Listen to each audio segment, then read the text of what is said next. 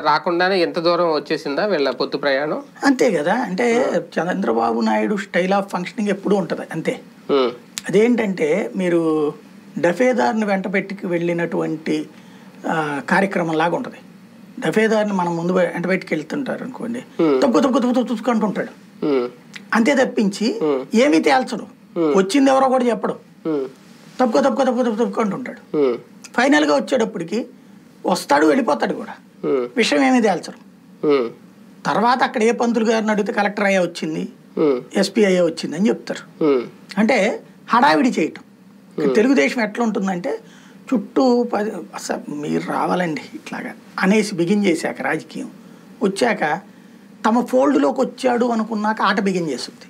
Bharatiya Janata party అదే face చేసింది, కమ్యూనిస్టులు అదే ఫేస్ చేశారు. తర్వాత అందులో ఉన్న లూప్ హోల్ ఎత్తుకుతారు వీళ్ళు. ఆ లూప్ హోల్లో ఫస్ట్ పొత్తుకోకేనేసారు కదా అన్న తర్వాత అక్కడ ఎండి ఇవ్వాలి.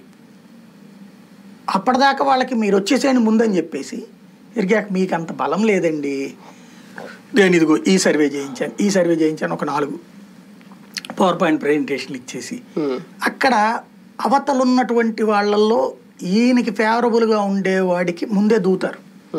నువ్వు అక్కడ అడ్డం తిరుగు, మీ మిగతా వాళ్ళిద్దరు మాత్రం అటు అంటారు, కానీ మా బాబు గారు వస్తే నీకు ఎంత మంచిదో తెలుసు కదా, నీకు బాగా చూసుకుంటారు కదా అనేసి అవతలున్న వాళ్ళల్లో ఒకడిని కొనేయడమా లేకపోతే ప్రలోభ పెట్టడమో చేస్తారు. అవతల ఒక 3 ఉంటాయి కదా.